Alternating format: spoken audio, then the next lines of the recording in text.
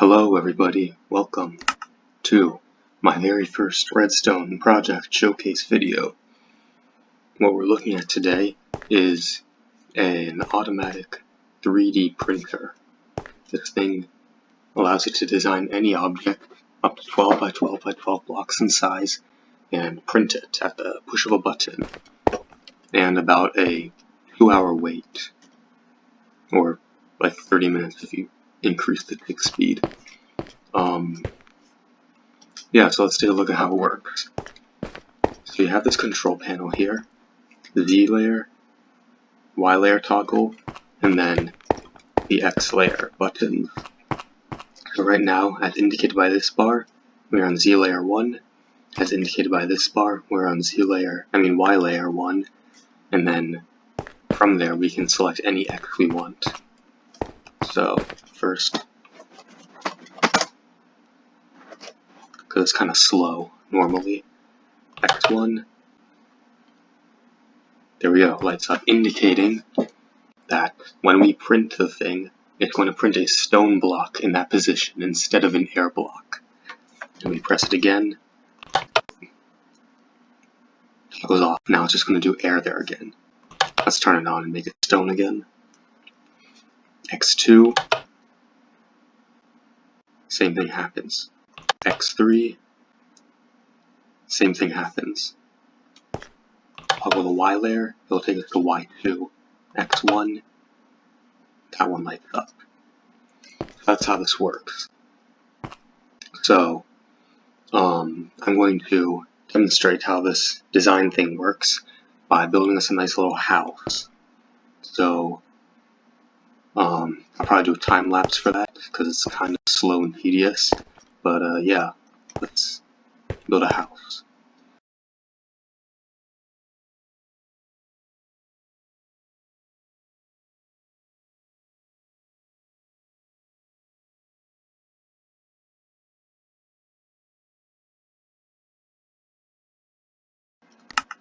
Alright, so there we have it. Our front edifice of the house is done. Now, let's toggle the Z layer. Now we're on Z2.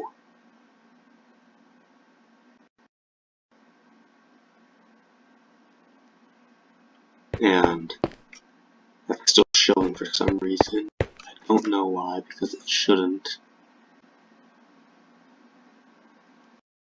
There we go. It's done. Yeah, it takes a while to update, but yeah, we're on the second Z layer now. So if this is where the object prints out, if this is the first layer right here, this is the second, third, etc., all the way to the 12th one. So now we do the same thing, but on this layer. So I'm going to work on what is going to be the interior of the house now.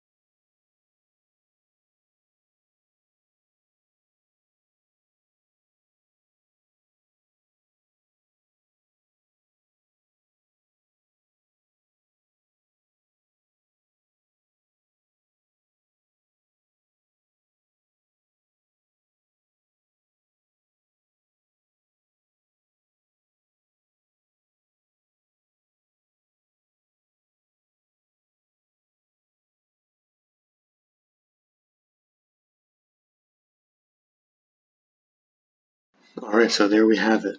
The model for the house we're going to be printing is completed. It's done. It's being stored in these storage container units, and it's ready to be printed. So now all we have to do is just press the start button right here,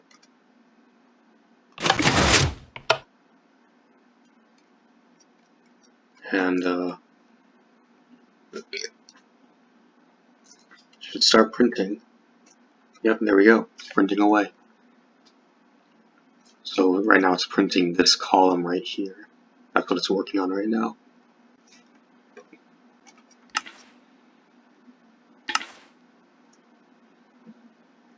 So as you can see, what happens is this mechanism up here, it receives information from the data storage units, and it reads them, and it interprets whether each block in the column needs to be stone or air.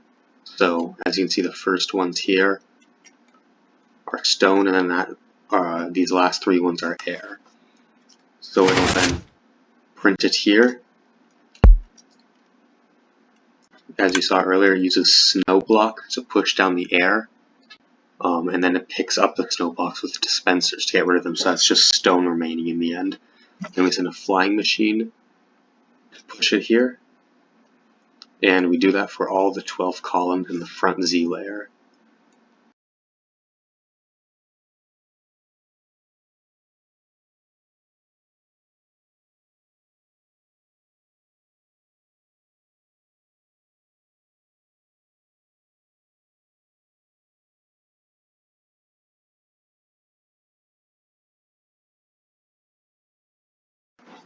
So now that the whole front layer has been printed, it's now going to be pushed right here by these flying machines any day now. And you can see those rows of snow right here. They're to control these. It doesn't really load well, but yeah, it's kind of janky rendering. But as you can see, there's these flying machines on the side right here, and they control these ones right here. So the snow things here that were here, they increase by 1 each Z layer. So right now we're on Z1, so there's none, but when you go to 2, there will be 1 snow block, 3 there will be a second snow block, and so on. And they basically stop the flying machine, allowing it to go forward the correct amount.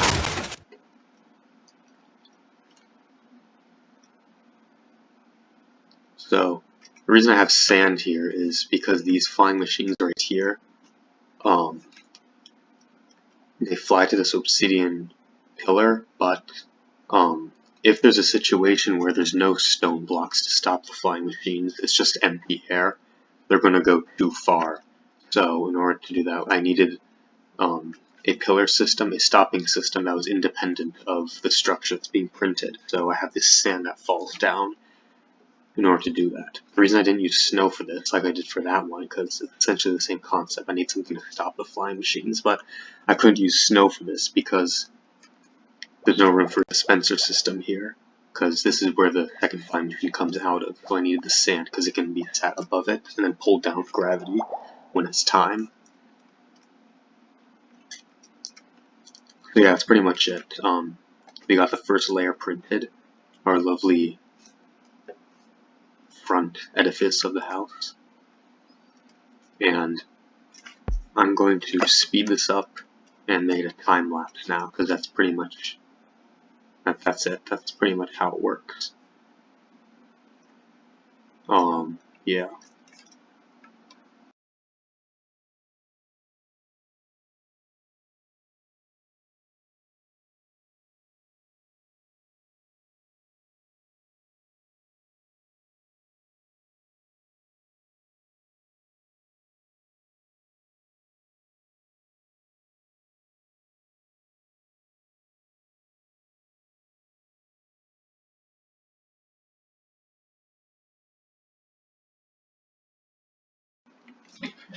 Alright, there we have it. Our house is complete. It is printed.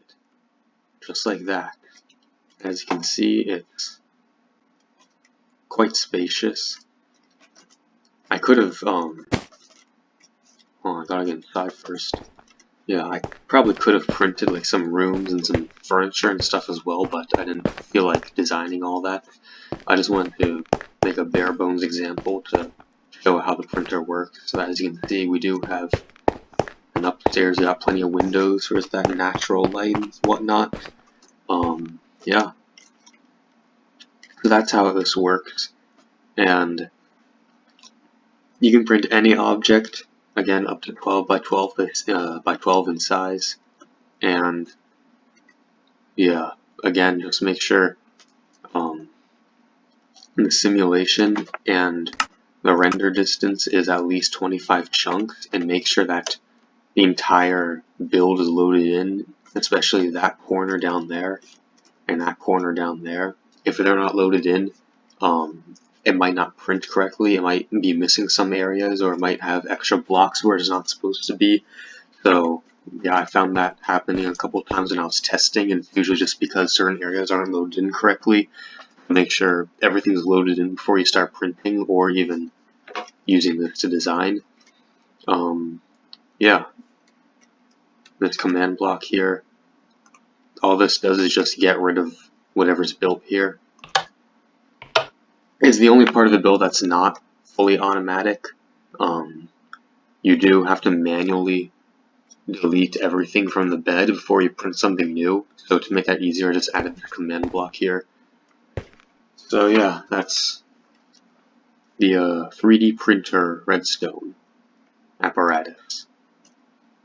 Hope you liked it, and you can download it from the link in the description.